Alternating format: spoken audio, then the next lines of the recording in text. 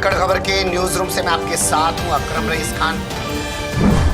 धाकड़ खबर, बेखौफ जुबान, बेबाक अंदाज। धाकड़ खबर के न्यूज रूम से मैं आपके साथ हूं अकरम रईस खान। मुस्लिम बोहरा समुदाय के बीच पहुंचे हैं प्रधानमंत्री और उनके साथ मौजूद रहे हैं मध्य प्रदेश के सीएम शिवराज सिंह चौहान। वहां पर उन्होंने मरसिया भी पढ़ा है। गुजराती भाषा के अंदर उन्होंने कहा कि बोहरा मेरे हैं और मैं बोहरा का हूँ, ये सारी बातें की। तो मुझे लगा कि इस पर कुछ पहलू आपके सामने आने चाहिए, क्योंकि देखिए भोंपू मीडिया अब तक हर चीज़ पहुँचाए ये ज़रूरी नहीं है। भोंपू मीडिया आज अपनी चाटुकारी दलाली में लगा हुआ है, उससे सरकार के तलवे चाटने की आदत पड़ गई है। वो सिर्फ एक परसेप्शन, एक नैरेटिव सेट कर रहा है।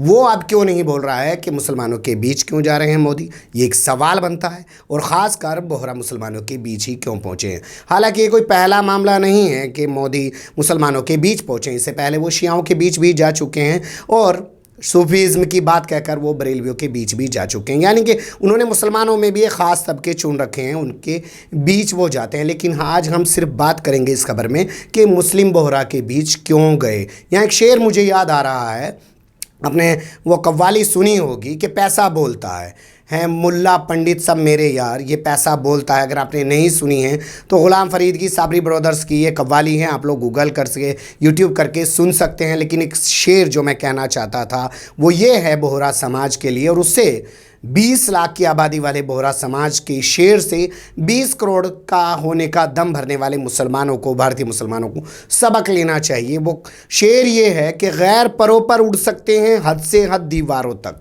गैर परों पर उड़ सकते हैं हद से हद दीवारों तक, अंबर पर तो वही उड़ेगा जिसके अपने पर होंगे। क्या हैं सारी चीज़ें, उनसे अवगत कराएंगे। मेरे साथ हैं धाकड़ खबर न्यूज़ चैनल के news editor doctor Abdul Salam Siddiqui. चलते हैं उनके पास। बोहरा समुदाय के बीच पहुंच गए हैं प्रधानमंत्री। आपने देखा ही होगा, हम लोग तो खैर 2 दिन छुट्टियों पे रहे, इसलिए हम उस पर देरी से खबर कर रहे हैं। क्या लगा ये, और इसको आप किस नज़रिए से देखते हैं, कहाँ से इसकी शुरुआत करेंगे? देखिए 6 सितंबर को इंदौर में जो है, जो बोहरा फ़िरक़े का जो जमात खाना है, वहाँ पे बोहरा फ़िरक़े के जो इस वक्त रहबर हैं, दाई कहलाते हैं, वो दाई अल मुतलक। जमात खाना मीन्स मस्जिद, जमात खाना मीन्स मस्जिद, ये भी क्लियर हो जाए। देखिए उनके यहाँ पे जमात मस्जिद को ही जमात खाना कहते हैं। जी। तो वहाँ पे जो है इस मर्तबा यानी मुहर्रम की मजलिस जो है, वो जो उस फ़िरक़े के जो सरबराह हैं सैयदना मुफज्जल सैफुद्दीन, ठीक है, वो पढ़ रहे हैं। और इस खबर में जो है सबसे हैरत अंगेज़ बात यह है कि मोदी साहब जो है, एक तो आम तौर पर आदमी किसी खुशी की महफिल में जाता है, किसी की शादी या कोई और तकरीब या कोई और फंक्शन, जश्न, ठीक है, लेकिन वो एक मुहर्रम की मजलिस है, मातमी मजलिस है। तो ये तो अच्छी चीज़ कहेंगे ना भाई, किसी की खुशी में पड़े शामिल ना हो, लेकिन गम में शरीक होना चाहिए। तो ये जो है नहीं, किसी वज़ीर आज़म का मैं कह रहा हूँ, क्योंकि ये मजलिस तो हर साल होती है, हर साल होती है, सदियों से होती आ रही है, सदियों से होती आ रही है। बिल्कुल पॉइंट बहुत बढ़िया बताया कि कोई खास मौका चलो भाई उसके यहाँ शादी है, चले जाओ। जैसे मुलायम सिंह से इख्तिलाफ था, लेकिन उनके यहाँ जब शादी हुई गमी में भी जा सकते थे। अब मसलन क्या है कि जो इनके वालिद जो है, जो इनके जो अभी जो सरबराह हैं सैयदना मुफज्जल सैफुद्दीन, इनके वालिद थे डॉक्टर सैयदना डॉक्टर बुरहानुद्दीन, ठीक है, उनका इंतकाल हुआ, ठीक है। हो सकता है, मुझे याद नहीं है, मोदी गए हों उनसे मतलब ताज़ियत करने के लिए। लेकिन एक तो ये सबसे यानी हैरत अंगेज़ बात है कि वो मजलिस में आमतौर पर किसी को बुलाया नहीं जाता और कोई रिवायत नहीं है। अच्छा। किसी ऐसे गैर के, हालांकि देखिए उनके यहाँ बोहरा के यहाँ इतनी सख्ती है और पाबंदी है कि कोई गैर बोहरा भी मजलिस में नहीं जा सकता। अच्छा। कोई मुसलमान भी नहीं जा सकता। ये तो शियों के यहाँ भी नहीं है ऐसा? बिल्कुल नहीं, शियों के यहाँ नहीं है। शियों के यहाँ तो आप जा सकते हैं मजलिस में, वही तो कह रहा हूं, इनके यहाँ इतनी सख्त पाबंदी है। लेकिन बोहरा में बहुत सख्त पाबंदियां हैं। वो लोग डिसिप्लिन के बहुत पाबंद हैं। अच्छा, ठीक है। देखिए एक तो आप बात कर रहे थे कि आपने जो शेर गैर परों पर उड़ सकते हैं, तो ये बात बिल्कुल हकीकत है कि बोहरा कम्युनिटी जो है, इसको कम्युनिटी कहिए, बोहरा कम्युनिटी, इसको मैं शिया या सुन्नी क्या कहूँ, वो थोड़ा क्लियर कर दीजिए। देखिए मैं उसको जो है शिया कह सकते हैं उसे, चूंकि जो रूट है ना, जो रूट है जो शियों का, उस रूट को ये भी मानते हैं, शिया भी मानते हैं। ये ठीक है कि बीच में जो है ये लोग अलग हो जाते हैं, मतलब कहीं पे जाके सुन्नी भी हो जा रहे हैं। हाँ, नहीं, जो रूट है ना, जैसे 12 इमाम है जो इस्ना अशरी शिया हैं, जो हिंदुस्तान में ज़्यादातर हैं, ठीक है। देखिए ये 12 इमाम को मानते हैं, और ये जो है ये सिर्फ 6 इमाम को मानते हैं, 7 इमाम को, ठीक है। उसके बाद से इनका सिलसिला कट जाता है, वो लोग आगे 12 इमाम। ठीक है, ये फर्क है शियों में, ये फर्क है। चलिए ठीक है, तो ये यहाँ अभी यहाँ पर शेर वाली बात। हाँ, तो मैं ये कह रहा था, देखिए ये इस फिरके ने जो है, ये जो बोहरा जिसको आप कह रहे हैं, इसका इन लोगों ने हुकूमत की है मिस्र में जो है 300 साल, पौने 300 साल तक हुकूमत की है। और उसी दौरान, यानी ये वाक़या है 11वीं सदी ईस्वी की, उसी दौरान ये लोग मिस्र से जो है गुजरात के साहिली इलाकों में आए, आबाद हुए। साहिली इलाके मतलब समुद्री इलाके, यानी बंदरगाहों के इलाके में आए, और इन्होंने आज भी पूरे देश में है तो 20 लाख। जी, मध्य प्रदेश में जहाँ पीएम पहुंचे इनके बीच में है तो 2.5 लाख। नहीं, उसकी वजह है जी, उसकी वजह है। एक तो ये लोग जो है अपनी कम्युनिटी में किसी को घुसाते नहीं हैं। ये लोग किसी को मुसलमान भी नहीं करते। आप कहिए कि भाई हमें बोहरा बना लो, हम भी बोहरा होना चाहते हैं, ऐसी कोई रिवायत नहीं है। जैसे आमतौर पर दूसरों में कि हिंदू मुसलमान हो जाते हैं, शिया सुन्नी हो जाते हैं, सुन्नी शिया हो जाते हैं, लेकिन कोई बोहरा सुन्नी नहीं होता। और कोई, हाँ, ठीक है। तो इस तरह के जो डिसिप्लिन के बहुत सख्त मतलब उनके यहाँ पाबंदी है, इसलिए नहीं होते। पूरा एक वो सल्तनत वाला निज़ाम चलता है। हाँ, बिल्कुल सल्तनत वाला जो निज़ाम था इनका, जो खिलाफत फातिमी जो है, जो मिस्र में थी, आज भी इनके जो दाई हैं और इनके जो लीडर्स हैं, रहबर हैं, चूँकि इनके अंदर बहुत सारे फ़िरक़े हैं। इस वक्त दुनिया में ये लोग जिस नाम से मशहूर हैं, मैं बता देता हूँ कि एक तो फातिमी, बोहरा, खोजे और नुसैरी, ठीक है। ये फिरके हैं। इन पे तो बात हो गई। हाँ। मैं फिर वहीं आना चाहता हूँ प्रधानमंत्री की प्रोग्राम में मौजूदगी। जी, क्योंकि जो मैंने सर्च किया, जो मैंने पढ़ा, कुछ बीबीसी की रिपोर्ट्स भी हैं और तमाम जगह मैंने पढ़ा कि फिरका पैसे में बड़ा मजबूत है, कारोबारी फिरका है, और ये चंदा राजनीतिक पार्टियों को देता है, कांग्रेस को भी देता है, बीजेपी को भी देता है। अब 2019 का चुनाव सामने आ रहा है, कई स्टेट में चुनाव है, तो क्या वो पैसा खींच के ले गया है क्या जी वहाँ पे?